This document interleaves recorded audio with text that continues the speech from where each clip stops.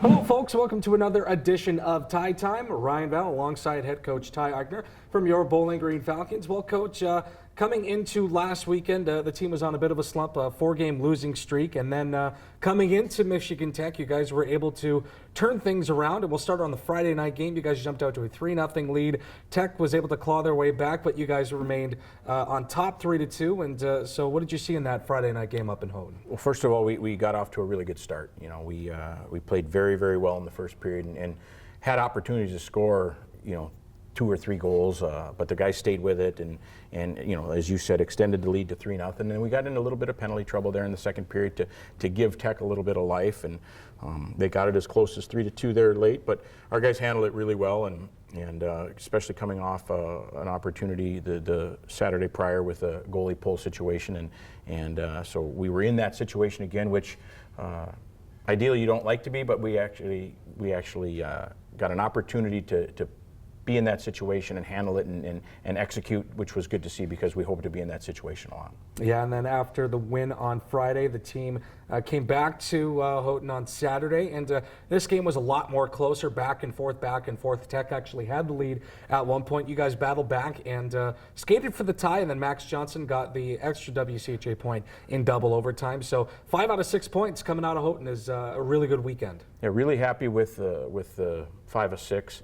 Obviously, we would like to, when you win on Friday, give yourself an opportunity to sweep on Saturday. And it was a different game. We started really, really well Friday and had a bunch of opportunities, and we're playing the game a majority of the time in Michigan Tech zone. And so that was all positive. And then Saturday, it was a different game.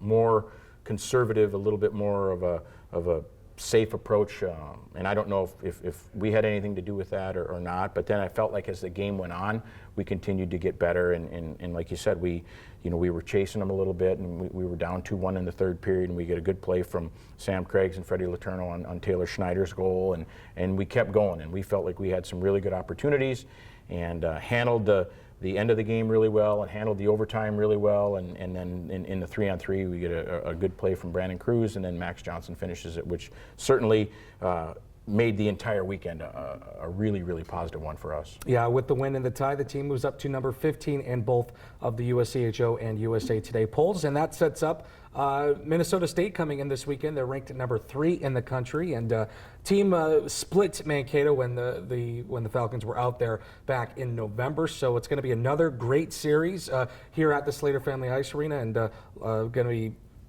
just an awesome series with Minnesota State coming in. Yeah, it should be a lot of fun. This has been a really healthy rivalry between the two programs for the last 4 or 5 years, and Minnesota State's been as good as anybody in terms of winning and losing over the last 4 or 5 years, not only in our league but in college hockey. So it's a positive for sure. It's an opportunity for us to play a nationally ranked, really quality opponent, and they just happen to be in our league, which even makes it more enjoyable. So we're looking forward to the challenge for sure. Yeah, if you cannot make it to the Slater Family Ice Arena on Friday and Saturday, both games will be on the Falcon Radio Network. I'll have you covered with the pregame show starting at 6:37 p.m. It's going to be Bowling Green and Mankato, the number 3 team in the country, taking on the number 15 Bowling Green Falcons. This is Tie Time for head coach Ty Eichner. I'm Ryan Val, and we will talk to you next week.